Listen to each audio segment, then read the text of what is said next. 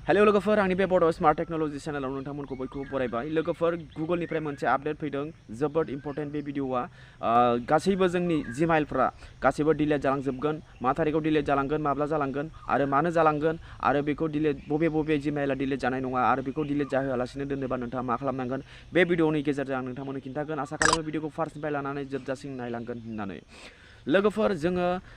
मोनसे YouTube channel खुलिनो थाखायबो जोंनो जिमेइल नांगौ बबेबा मोनसे जोङो गुगोल ड्राइभ गुगोल फटोस बेफोराव जोङो अनलाइन डकुमेन्ट्स इम्पर्टेन्ट डकुमेन्ट्सफोरखौ जोङो गुगोलाव दोनो गुगोल ड्राइभआव दोनो बायदि रोखोमनि सेफ खालामनानै जोङो सिकिउर दोनो माजों दोननो हायो जोङो जिमेइलजों अब्ला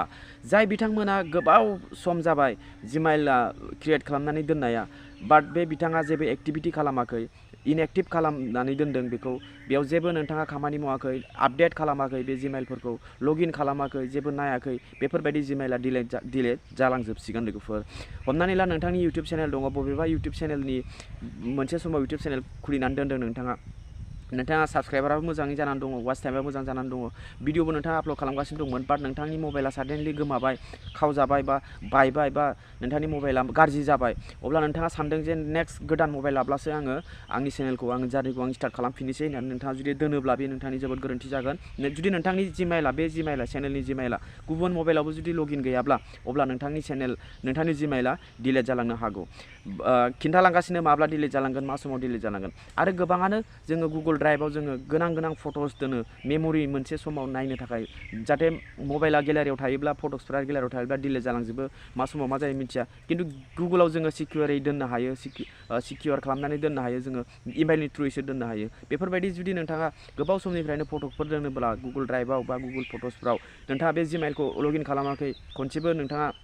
बेखौ एक्टिभ खालामाखै अब्ला बे जिमेइलाबो डिलीट जालांनो हागौ जेरै हमनानै ला आरो गोबां जिमेइल दङ आंनानो जेरै हमनानै ला 8टा 9टासो दंखायो 10टासो दंखायो जिमेइला खिन्थु आङो बबे जिमेइलाव आं दाबो गोसोआवनो गैबावला लिरनानै दोनदों बारु बाट आं बेखौ लगिनबो खालामाखै ओरैनो दङ बायदि रोखोमनि बा एकदम फुरा जिमेइल दङ आंनाव बेफोर जिमेइलखौ जुदि आङो खनसेबाबो लगिन खालामनानै लग आउट खालामफिननानै दोननांगोन अब्लासो बियो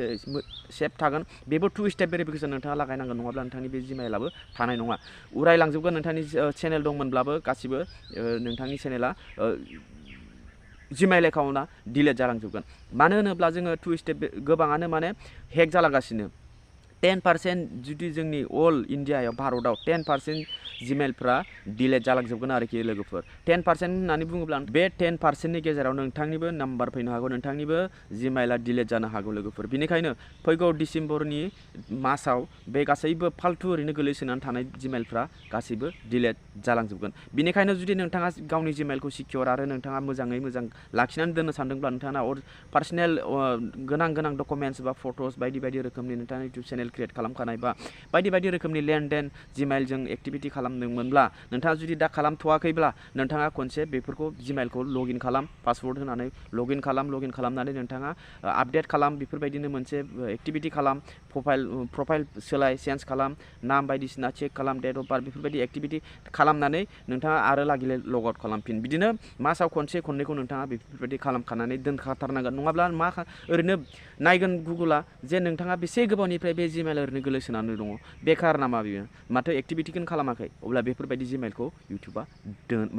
गुगोला दोनला बेनिखायनो जोङो बेखौ गावजों लोगोसे दोनफानो थाखाय नोंथांनि जिमेइला जुदि डिलीट दा जाथों होननानै सानोब्ला बेफोरबायदि एक्टिभिटीखौ खालामनानै लाथारनांगोन अके लोगोफोर बेनो आपडेटआ फैगौ डिसेम्बर थारिखआव जिखुनु गोबाङानो जिमेइला ओरैनो बेकार थानायफोरा डिलीट जालांजोबगोन बे इनफरमेसनखौ होनो थाखाय आं बे भिडिअ नोंथांमोननो खिन्थानो जादों भिडिअआ बारा गोलाव नङा बेनो अब्ला भिडिअखौ मोजां मोनदोंबा लाइक खालाम भिडिअखौ माबायदि मोनदों लोगोफोर कमेन्ट खालामनानै खिन्थाहर आरो चेनेलखौ साबस्क्राइब खालामनानै बेलनि अल नटिफिकेसनखौ अन खालामनानै होदो जाहाथे बेफोरबायदि इनफरमेटिभ भिडिअ नोंथांमोना नुबाय थानो मोनो अब्ला लोगो मोनगोन नेक्स्ट भिडिअ टाटा बाय बाय टेक केयार